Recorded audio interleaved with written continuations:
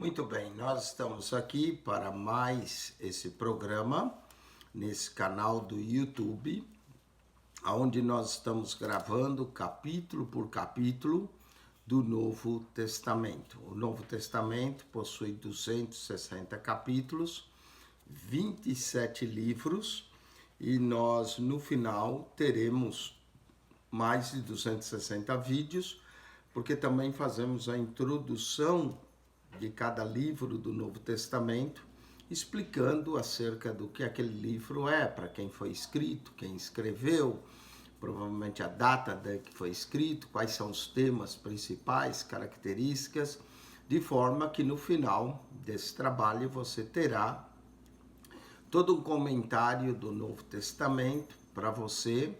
Então você pode assistir sistematicamente, quando eu digo sistematicamente, começando a introdução do livro, capítulo 1, 2, 3, 4, a 5 e assim por diante. Ou você pode usar esse material para uma consulta, você lendo a sua Bíblia, de repente tem uma dúvida em João capítulo 8 e você quer ver o que nós comentamos, você pode ir lá e consultar esse material especificamente em João capítulo 8. O propósito é instruir o povo de Deus com a palavra de Deus e também ajudar pregadores, pastores, ocupados que queiram aprender mais da Bíblia, irmãos que têm interesse em se aprofundar no conhecimento bíblico. Claro que aqui nós não conseguimos cobrir tudo, não é? Mas nós vamos dar algumas ideias, vamos dar contexto cultural, histórico, ideias para sermões e assim por diante, porque é um comentário. Muito bem, nós estamos no Evangelho de João. O Evangelho de João é um evangelho espiritual, já cobrimos 5 capítulos de João. Em cada capítulo há um verso-chave. Por exemplo, no capítulo 1, verso 12, para mim, o capítulo 1, verso 12 é um verso-chave com o tema de João. Né? Todos quantos o receberam, deu-lhes o poder de serem feitos filhos de Deus. Para mim, esse é o verso-chave no capítulo 1. Claro, o capítulo 1 também tem o primeiro verso, né? Que é no princípio, era o verbo estava com Deus, o verbo era Deus. Que verso maravilhoso. Mas com o tema de João, que João quer que todos creiam, o tema seria João 1,12. A todos quantos o receberam, deu-lhes o poder de serem feitos filhos de Deus, não é? E aí no capítulo 2, nós poderíamos usar como verso-chave o primeiro sinal de Jesus e os seus discípulos creram nele. Então seria João 2,11. Jesus principiou os seus sinais em Caná da Galileia, manifestou a sua glória e os seus discípulos creram nele. João capítulo 3, o verso-chave seria o 3,16, porque Deus amou o mundo de tal maneira que deu o seu Filho unigênito para que todo aquele que nele crê não pereça, mas tenha a vida eterna. No capítulo 4, nós poderíamos escolher como verso-chave o verso 24. Deus é Espírito, e importa que os que o adorem em espírito e em verdade. E no capítulo 5, é o verso 39, que nós falamos quando explicamos o capítulo 5, né? Examinai as escrituras, porque vós cuidais ter nelas a vida eterna, e são elas que de mim testificam. Então, são elas que de mim testificam, disse Jesus. E no capítulo 6, nós poderíamos usar como verso-chave, que é o grande capítulo do Pão da Vida, capítulo 6, verso 51. Eu sou o pão vivo que desceu do céu. Se alguém comer desse pão, viverá para sempre. O pão que eu der, a minha carne, que eu darei pela vida do mundo. Então, em cada capítulo, nós podemos sempre encontrar um verso-chave. Hoje nós vamos falar da multiplicação dos pães e peixes, esse milagre de Jesus que aparece no Evangelho de Mateus, no Evangelho de Marcos, no Evangelho de Lucas e em João. E é interessante porque quando uma coisa repete nos 4 evangelhos, é bem persistente. Apesar de a multiplicação dos pães e peixes acontecer no Evangelho de Mateus, no Evangelho de Marcos, no Evangelho de Lucas, João é o único que nos explica qual é o verdadeiro sentido dessa multiplicação de pães e peixes. O que significa isso? E esse capítulo 6 de João, que é um capítulo bem extenso do seu Evangelho, ele vai nos dar o grande discurso do pão da vida. Lembra que eu explicava que o Evangelho de João está estruturado na primeira parte do Evangelho, né, capítulo 1 até o capítulo 12, é chamado Livro dos Sinais. Do capítulo 12 ao capítulo 20, nós chamamos o Livro da Glória. E glória no Evangelho de João é quando Jesus é levantado da terra, trairei todos para mim, a glória.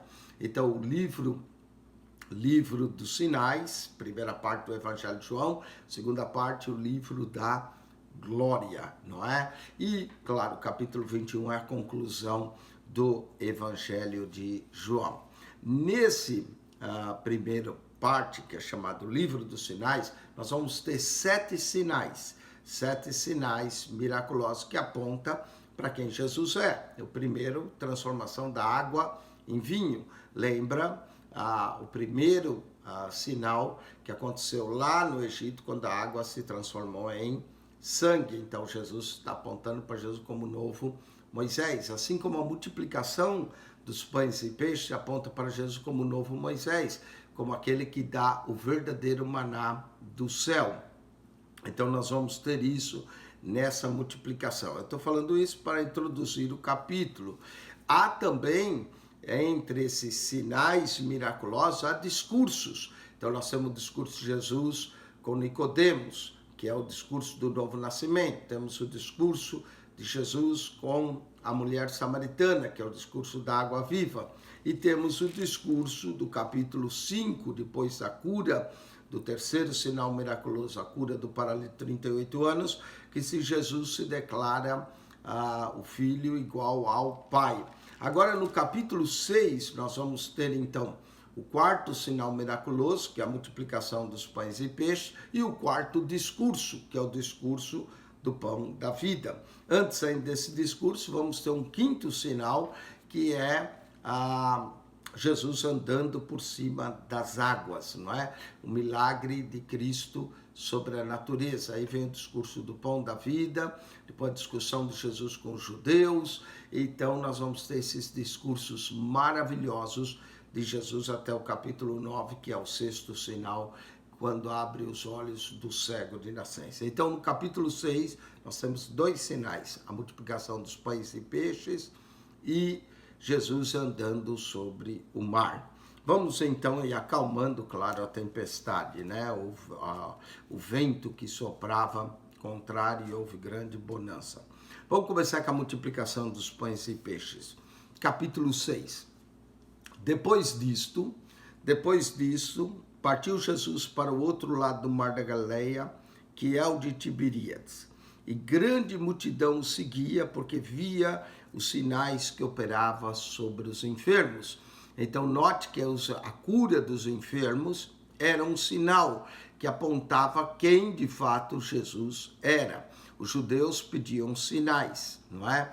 Os gregos buscavam sabedoria, e Paulo diz, e nós pregamos a Cristo, que é loucura para os gregos, né? E era a loucura da pregação, importa que se salve, né? Mas para nós é o poder de Deus. Depois disso, partiu Jesus para o outro lado do mar da Galileia, que é o de Tiberíades. O mar da Galileia quer dizer grande círculo, é um mar que fica ao norte de Israel, né? Tinha cidades principais de Cafarnaum, Tiberíades, em homenagem a Tibério César. Então esse mar, ele tem praticamente na Bíblia 3 nomes, o mar da Galileia, mar de Tiberíades, por causa da cidade de Tiberíades, em homenagem a Tibério César, e também era chamado na Bíblia de Lago de Genesaré, lago, às vezes mar. Então tem 3 nomes na Bíblia, Mar da Galileia, Mar de Tiberíades ou Lago de Genesaré. E grande multidão seguia, porque via os sinais que operava sobre os enfermos. Note que os sinais que Jesus operava sobre os enfermos era um sinal miraculoso de quem ele era, o Cristo. E Jesus subiu ao monte e assentou-se ali com os seus discípulos. Então Jesus subiu ao monte, assentou, isso vai se dar na cidade de Tabatá, não é? Tabatá que também fica junto ao Mar da Galileia, fica entre Cafarnaum e Tiberíades, cidade de Tabatá. E aí Jesus assentou ali os seus discípulos. E a Páscoa, a festa dos judeus, estava próxima. Por causa desse verso e por causa da festa que Jesus estava no capítulo 5, alguns sugerem que quando houve a composição do Evangelho de João, houve uma intercalação e que o capítulo 6 deveria vir antes do capítulo 5, não é? Alguns comentaristas bíblicos pegam nisso, mas vamos entender, essa é a segunda Páscoa. A primeira Páscoa ocorre no capítulo 2, a segunda Páscoa aqui no capítulo 6 e a última Páscoa no capítulo 12. Então, João é o único que nos dá 3 Páscoas, como a Páscoa ocorria de ano em ano, é daí que nós concluímos que o ministério de Jesus tem 3 anos. Nos evangelhos sinópticos só aparece uma Páscoa, a Páscoa em que Jesus morre pelos nossos pecados, né? Mas aqui em João nós temos 3, e a Páscoa, a festa dos judeus, estava próxima. E grande multidão vinha ter com ele. Nós notamos que essa multiplicação provavelmente ocorreu no 2º ano do ministério de Jesus. A fama de Jesus crescia, as multidões o seguiam. Diz que grande multidão veio ter com ele e disse a Felipe, aqui aparece Felipe, né? Esses debates também com Jesus, esses encontros pessoais, sempre também tem uma pergunta e uma resposta que nos ensina o poder de Jesus, não é? Então ele disse a Felipe, onde compraremos pão para esses comer? Era tanta gente, Jesus chama um dos discípulos, Felipe, e pergunta, Felipe, onde é que nós vamos comprar pão para esses comerem?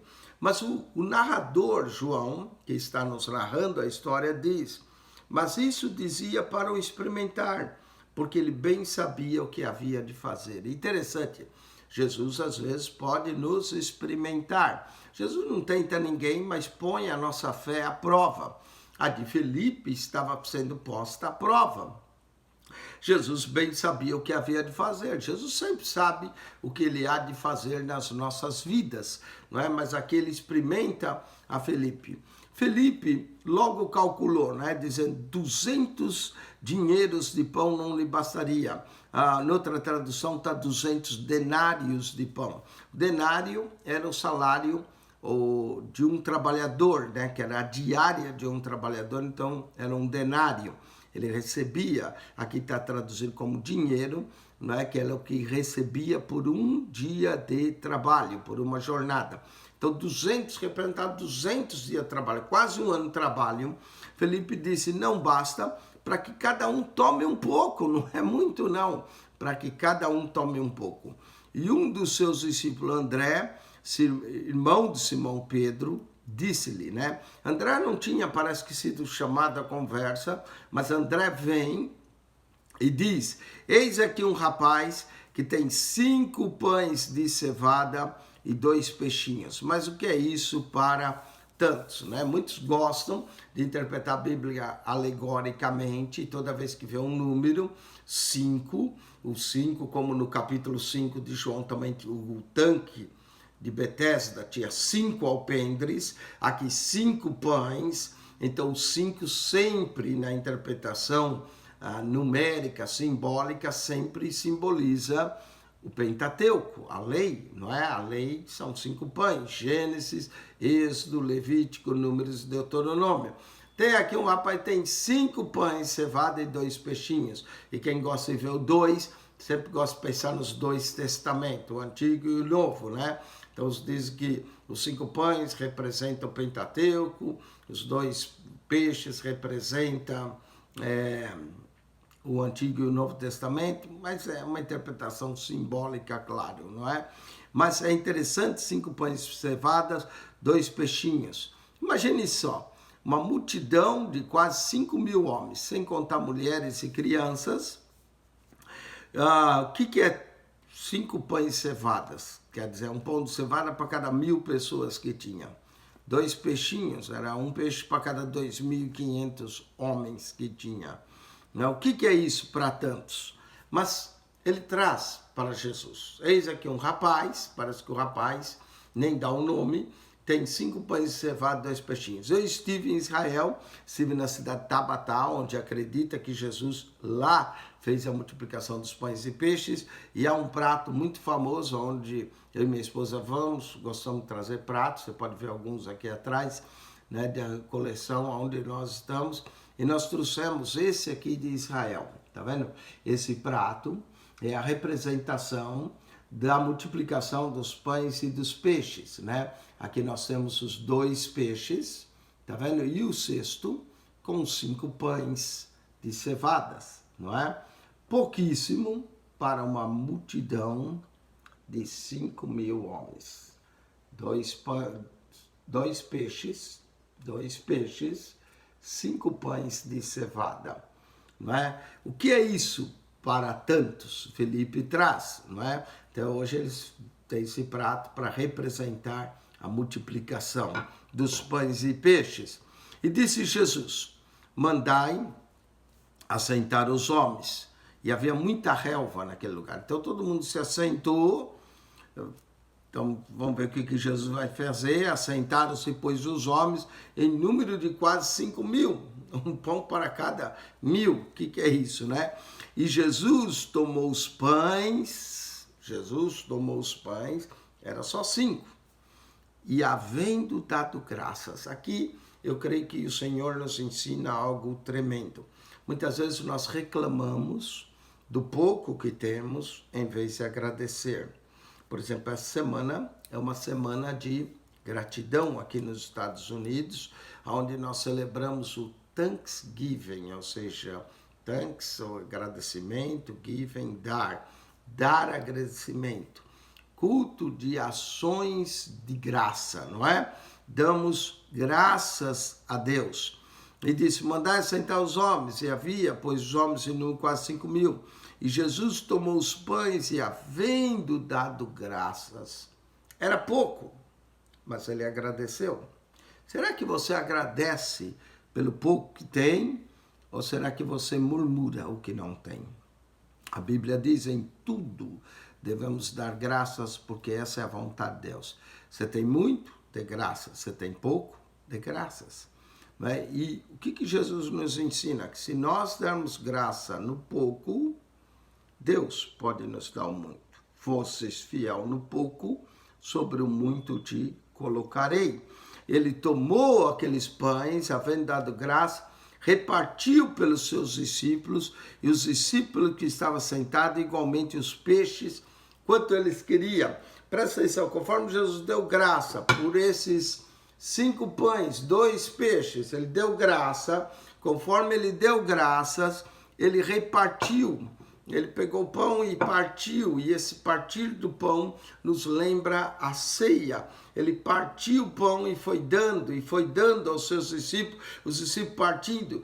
Parece que o milagre ia acontecendo conforme eles compartilhavam. Da mesma forma o peixe, foi pegando o peixe, quebrando, e conforme foi quebrando o peixe, o milagre foi acontecendo.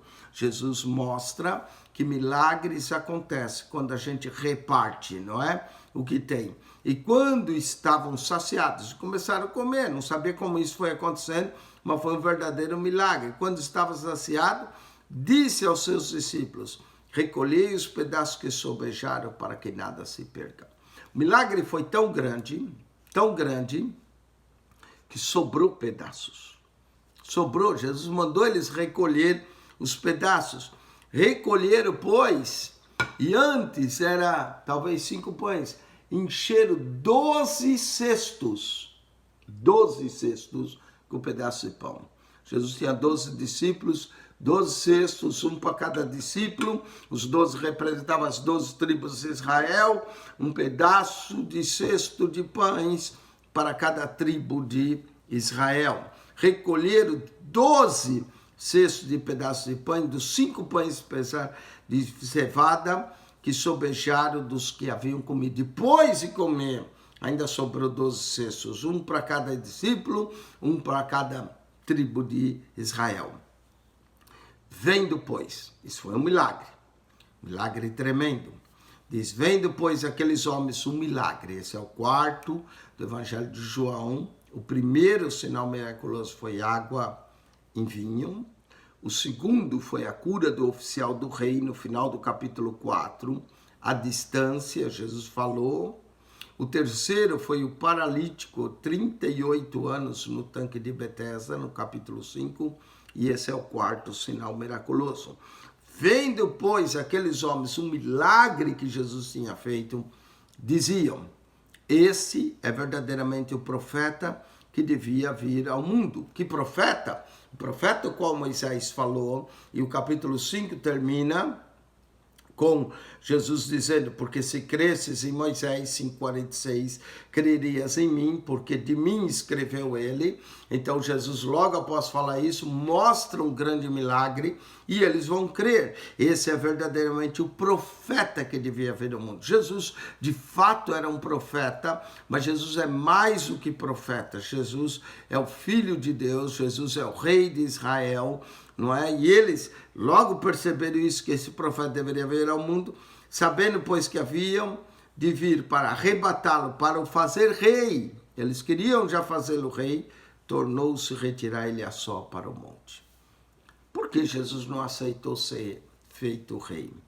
Porque ele sabia muito bem que primeiro ele precisaria morrer pelos nossos pecados. Quando ele vier a segunda vez, ele vai vir para reinar. Mas ele tinha que pagar o sacrifício pelos nossos pecados para nos conduzir ao reino dos céus. Queriam fazer dele rei, mas ele se retirou para um lugar só, para um monte. Diferente de muita gente hoje, que às vezes tem até uma chamada ministerial e quer entrar no mundo da política. Jesus, quando teve a chance de era o povo que queria fazê-lo rei, ele se retira e vai para um lugar só. Como é interessante a atitude do mestre e como é diferente dos seres humanos hoje. Verso 16, e quando veio a tarde, os seus discípulos desceram para o mar. É o mar de Tiberíades, da Galileia, lago de Genesaré, e entrando no barco, eles entraram sozinhos, Jesus não estava, passaram o mar em direção a Cafarnaum. Esse trecho, como eu disse, eu estava lá em Tabatá, onde aconteceu a multiplicação, e o Cafarnaum é perto. Eles vão fazer essa pequena viagem de Tabatá a Cafarnaum, e já era escuro, e ainda Jesus não tinha chegado perto deles. Interessante, era escuro, Jesus não tinha chegado. João usa muito esses termos, noite, trevas, escuro, para apontar o mal. Aquele que está nas trevas não vem para a luz. No capítulo 3 nós vimos isso, não é, para apontar para o mal. Quando Judas também sai para trair Jesus, era de noite, ele menciona.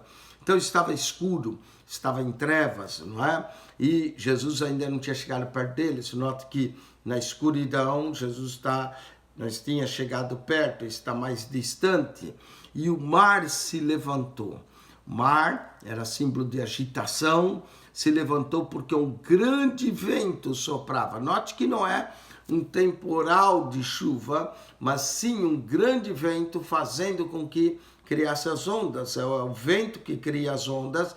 Então, veja bem, o mar se levantou criando um grande vento por causa do vento que soprava, e tendo navegado uns 25 ou 30 estádios. Note que não é muito.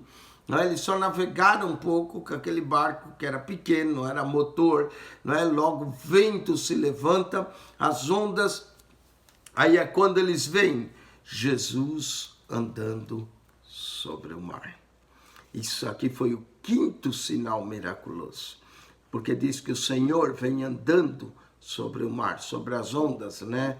Ou seja, o Senhor é que acalma as tempestades da nossa vida. Eles viram Jesus andando sobre o mar e aproximando-se do barco e temeram. Claro, temeram. No Evangelho de Mateus, no capítulo 14, diz que eles gritaram, é um fantasma. não é? Eles temeram medo, já no meio daquela escuridão à noite. É claro que eles pensaram que era um fantasma, e ao pensar que era um fantasma, pensaram que era a morte chegando para eles, não é? Mas na verdade era a vida chegando, porque Jesus é a vida. Aproximando-se do barco, temeram. Porém, eles dizem: sou eu, não temais. Sou eu, não temais. Alguns gostam de dizer que esse termo não tema aparece na Bíblia 365 vezes, né? Um para cada dia do ano. Na verdade, eu fiz uma pesquisa hoje com a técnica de computador, a gente põe não temas, e daí me deu umas 95 vezes. Mas uma vez conversando com o pregador, ele disse: não, mas existem outras palavras derivadas que acredita que é 365 vezes, uma para cada dia do ano. Se é uma para cada dia do ano, não importa, o importante é que o Senhor está dizendo para você e para mim: não temas. Ou quando nós temos temores ou medos, devemos levá-los a Jesus, não é? Há basicamente 7 medos que acompanham todo ser humano. Claro que o ser humano tem mais, mas 7 são básicos. O primeiro medo que todo ser humano tem é o medo da morte, não é? Não adianta, nós tememos o desconhecido, e muita gente tem medo da morte. Ele diz: eu não tenho medo da morte, mas na hora que ela chega, ele teme. Então, o medo da morte. E associado com o medo da morte vem o segundo medo, o medo da doença. Ninguém gosta de ficar doente. Assim que sentimos dor ou temos alguma doença, corremos logo para o médico, né? Porque a doença nos incapacita. E eu digo que é o segundo medo associado com o da morte, porque é verdade, quando a pessoa fica doente, fica frágil, fica vulnerável, pode ser que a morte venha. Então, o primeiro medo é o medo da morte, associado com o medo da morte, o medo da doença. O terceiro medo é o medo que também está associado com o medo da morte e da doença, é o medo da velhice. As pessoas têm medo de ficar velhas, incapacitadas, dependendo dos outros, não é? Então, o medo da morte, o medo da doença, o medo da velhice, são medos que acompanham o ser humano. Aqui são 3, não é? Depois tem o quarto medo que as pessoas têm, que é o medo da pobreza, medo de chegar no final do mês, não ter o dinheiro para pagar, não ter como acertar suas contas. Então, as pessoas têm medo da morte, as pessoas têm medo da doença, as pessoas têm medo da velhice, as pessoas têm medo da pobreza. Muita gente trabalha não é porque ama trabalhar, é porque precisa pagar as contas, e o trabalho é uma das formas de ganhar o dinheiro. Então, olha só, medo da morte, medo da doença, medo da velhice, o medo da pobreza faz com que o ser humano viva com esses medos. E esses medos nos movem a fazer sempre alguma coisa, não é? Então, são basicamente 4, mas tem o quinto medo, o medo da perda do amor. Medo da perda do amor, né? Nós temos o medo de perder o amor, que ninguém nos ame, que ninguém nos aceite. Então, é esse medo. E aí vem o sexto medo associado com o medo da perda do amor, que é o medo da crítica. Muita gente não faz certas coisas, não, o que os outros vão falar, o que os outros vão dizer. Né? Muitas vezes minha esposa dizia: o que os outros vão dizer? Eu dizia: o que os outros vão dizer é problema deles, não é meu. Quem tem boca fala o que quer, não é? Mas tem gente que tem medo da crítica, medo do que as pessoas pensam, associado com medo de perder o amor das pessoas, associado com medo: se fulano me criticar, falar de mim, ele não vai mais gostar de mim, não é? E tem gente que vive para agradar os outros e não se agrada a si mesmo, nem agrada a Deus, porque tenta agradar os outros. Então, o medo da crítica, o medo da perda do amor. Então, olha só, o medo da velhice, o medo da enfermidade, o medo da morte, o medo de não ter dinheiro, o medo da pobreza, o medo da crítica, o medo da perda do amor. São tudo medos que acompanham os seres humanos, né? Já falamos de 6. E o 7º medo é o medo da perda da liberdade, não é? Ninguém pensa em ficar preso. Muitas vezes tem gente que obedece à lei, nem obedece tanto porque é correto fazê-lo, mas obedece com medo que, se quebrar a lei, será preso. Então, 7 medos, vamos lá. O medo da morte, não é? O medo da doença, o medo da velhice, o medo da pobreza, o medo da perda do amor, o medo da crítica e o medo da perda da liberdade. São medos que acompanham o ser humano. Basicamente, você pode descobrir mais medos que você tem. Tem gente que tem medo do escuro, não é? Tem gente que tem medo de fantasma, essas coisas. Então, são medos que acompanham o ser humano. Mas para cada medo, Jesus diz, sou eu, não temas. Presta atenção como é que Cristo pode tirar os nossos medos. Medo da morte. Jesus é a vida. Ele nos promete uma vida eterna. O medo da doença. Jesus é a cura. Pode nos curar. O medo da velhice. Jesus promete estar conosco todos os dias até a consumação dos séculos. Mesmo que você faça mais de 100 anos, Jesus estará contigo. O medo da pobreza. Jesus promete ser o nosso supridor. O Senhor é meu pastor, nada me faltará, não é? O medo da perda do amor. Mesmo que todos te abandonem, te deixem, o Senhor continua te amando. O medo da crítica. Não importa o que as pessoas dizem, importa o que o Senhor diz de ti. E o medo da perda da liberdade. Jesus disse, conhecereis a verdade e a verdade vos libertará. Mas Jesus realmente supre todos os nossos medos. Sou eu, não temais. Então eles de boa mente o receberam num barco e logo o barco chegou à terra para um dia. Esse é o sexto sinal, ou quinto sinal miraculoso. O primeiro, a água transformada em vinho. O segundo, a cura de oficial do rei à distância. O terceiro, paralítico de 38 anos andou. O quarto sinal, 2 peixes, 5 pães, alimenta uma multidão de 5.000. O quinto sinal, Jesus anda por cima do mar e quando entrou no barco, diz-nos antes que houve bonança, aqui diz que o barco conseguiu chegar na terra. Muito bem, nós temos 5 sinais miraculosos, mais 5. E já falamos de 3 discursos, o discurso do novo nascimento, o discurso da água da vida, o discurso da igualdade de Jesus, o Filho com o Pai, e agora nós vamos para o quarto discurso. Começa aqui no capítulo 6, verso 22, e vai até o final no capítulo 6, verso 71. Então, é um grande discurso, quase 49 versos, falando sobre o pão da vida. Vamos então ver esse discurso, como ele começa, o que ele desencadeou, está associado com a multiplicação dos pães e peixes. No dia